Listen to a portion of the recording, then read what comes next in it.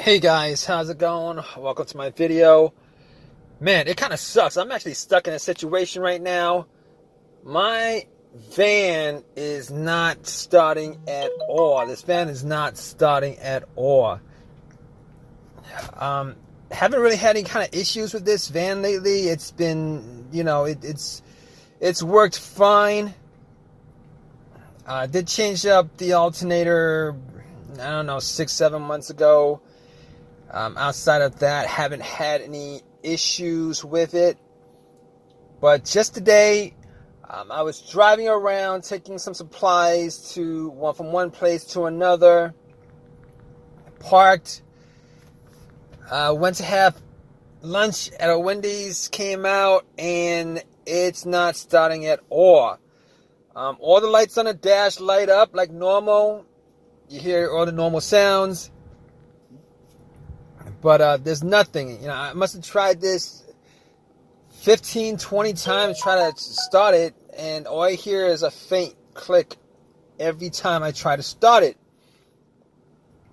So I'm thinking to myself, all right, so it's probably the battery, right? I went to Wendy's for 30 minutes. Maybe my battery's weak. I mean, I haven't changed the battery in about 2 years.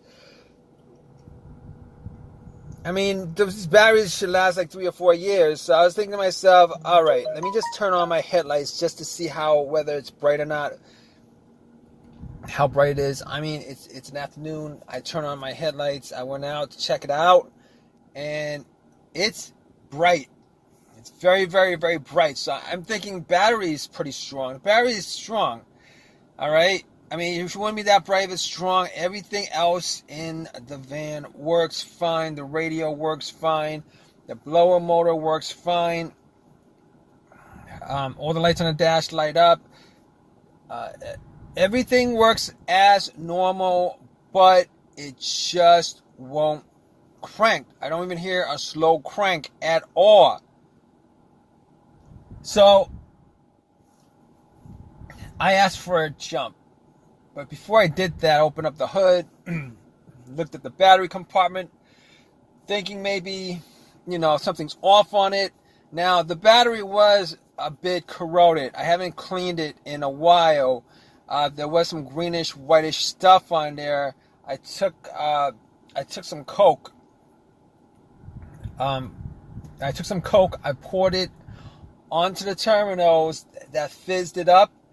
And I had a wire brush clean it up. Now the terminals weren't very, very, very tight on the battery terminals, like the cables. So I took them off, cleaned them, poured some more Coke on it, took some paper towels, cleaned it up. I'm thinking, okay, it's probably because it's weak. There's a weak current because it's not, it's not conducting electricity well. So I took, but before I finished putting it back on, I was looking at the negative wire to see whether it was loose, whether there was a ground cable that was loose. I looked around. The ground cable was good. It was tight. It was good. It wasn't broken. Wasn't frayed. Nothing like that. So I was like, okay, that's good. I actually tried to look around to see whether there's any other grounds, and I didn't see any other grounds. So I put everything back together, came back in, tried to turn it on, and I was hoping maybe to hear maybe like a weak crank or something like that, just to tell me it's not something wrong with the car, maybe something wrong with the battery or something like that. I was hoping, I was crossing my fingers, and I tried to turn it on, and nothing. I got nothing. I got nothing. All right, same situation. So I asked a couple people with like there was a couple pickup trucks. Asked this guy for a jump, put the cables on. He was good enough to help me out. Put the cables on, turned it, nothing. So I waited maybe like a minute or two, try to crank it, nothing. Same situation. So at least at that point, I knew it wasn't the battery that was the problem. All right. So basically, at that point, I knew it wasn't the battery. I crossed that off the list.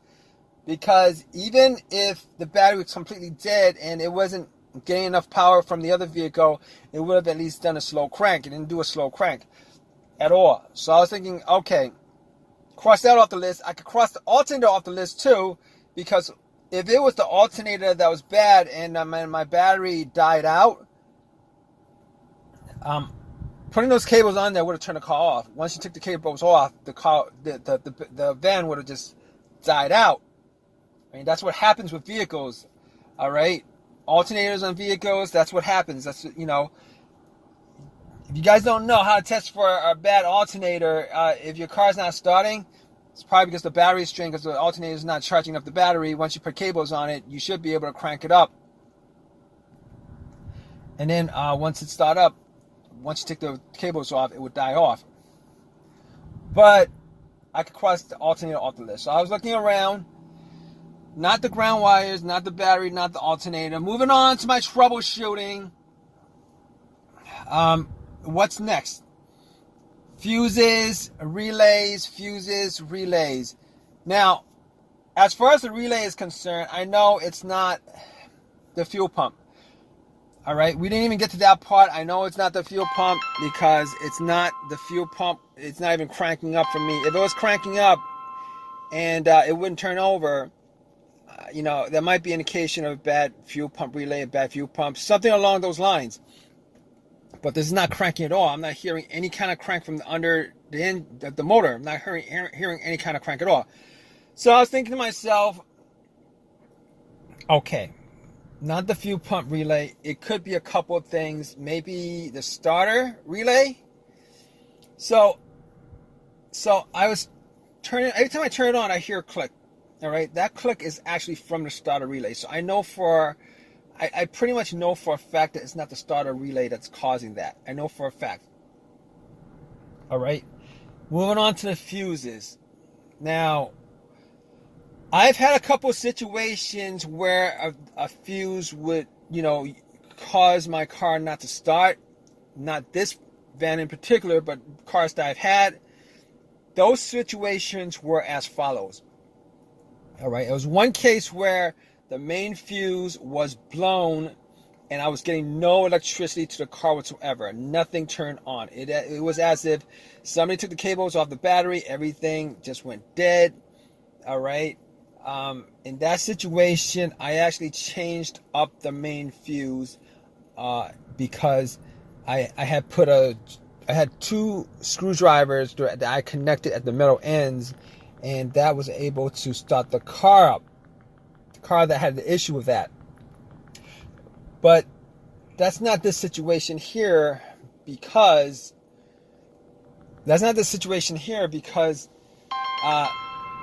everything, all the electricity actually works in this van. Okay, I know it's not the main fuse. I don't even know if this van has the main fuse, but I know it's not that. The second fuse issue that I had was it was another car that I had where it cranked, but it would not turn over. That situation, it was a result of a blown fuse that was to either the car's computer or the fuel pump. All right, and I know that's not this situation because this car does not crank. All right, that situation it cranked. Just didn't turn over, so I could rule out the fuel pump for now. I'm pretty sure I should rule out the fuel pump, but it was either the fuel pump or the PCM, the car's computers, the fuse to the car's computer that blew. Now, when I was troubleshooting for this video, I did use an OBD2, and it actually registered. It registered no issues, but it gave me the whole outline of the vehicle. You know, so the car's computer does work. There is a connection to the car's computer, of the car to the car's computer. So I could rule out the fuse to the PCM. I could rule the fuse out to the fuel pump. Now I haven't tested out all the different fuses, so I can't be 100% sure if that's 100% the case, but But at this point, you know, I'm looking at the car and I'm like thinking to myself, all right, so I'm looking at this van, I'm thinking to myself, there's one last thing it could be, and it wasn't the first thing that came up to mind, because I actually swapped this part out. I swapped this part out like a year ago, which was the starter. Now, normally, that would be the first thing that popped up. Oh, the starter's bad, because it showed all the symptoms of bad starter. But I can't be 100% sure of that. But I know I did swap out a starter about a year ago. Swapped it out a year ago. The van's not starting. I swapped it out a year ago. And I only put in, maybe 12, 14,000 miles on the car, on the van. And the starter is supposed to last like over 100,000 miles, I'm pretty sure. But the only thing is, the starter that I got was a rebuilt starter. Now, I'm not saying that's the case. Right now, I'm not saying that's the case, because, there's nothing I could do at this point, except I called AAA 45 minutes ago, and I'm waiting for them to get back to me so that they could tow my car, tow this van, so that I could work on it, try to figure out 100% what the issue is.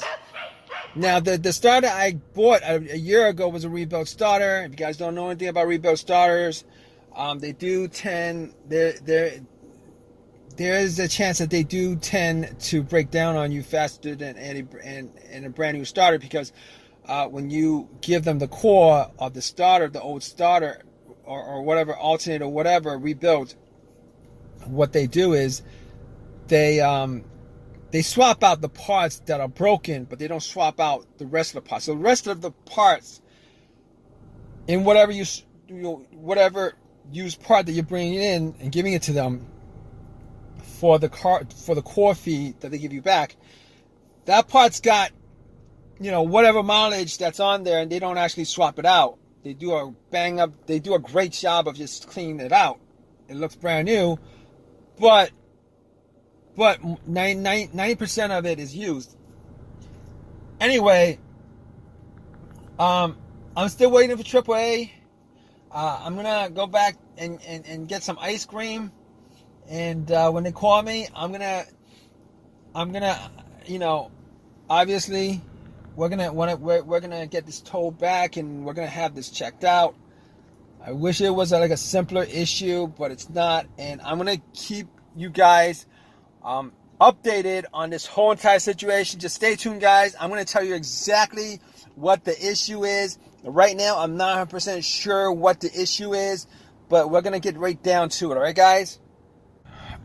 All right, guys. So, man, it took AAA 2 hours to pick up, to send out somebody to tow this van. It sucks. And it really sucks. But here's the thing, all right? Got it towed back. I did all the normal tests, did all the fuses, tested out all the fuses with a fuse tester. It's not the fuses. It's not any of the relays. Wasn't the alternator.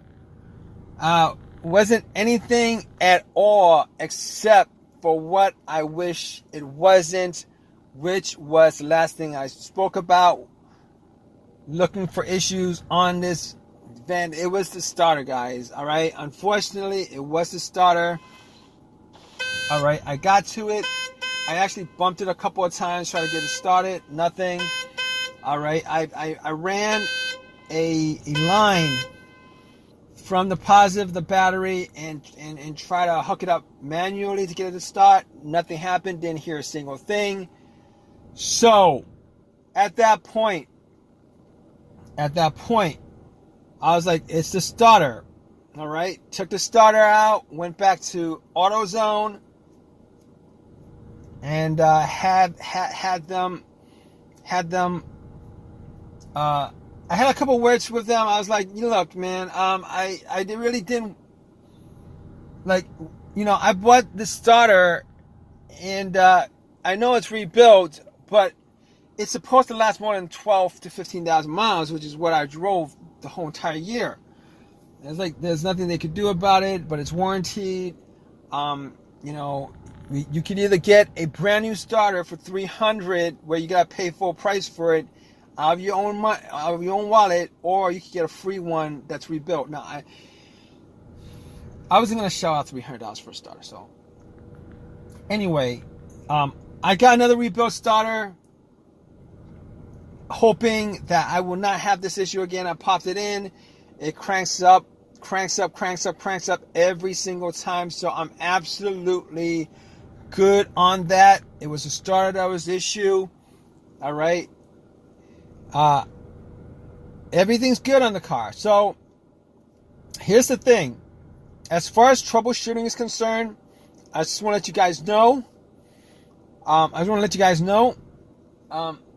Everything that I've gone through as far as troubleshooting a car, I think about it probably would take care of like 80-90% of the no start issues if you guys think about it.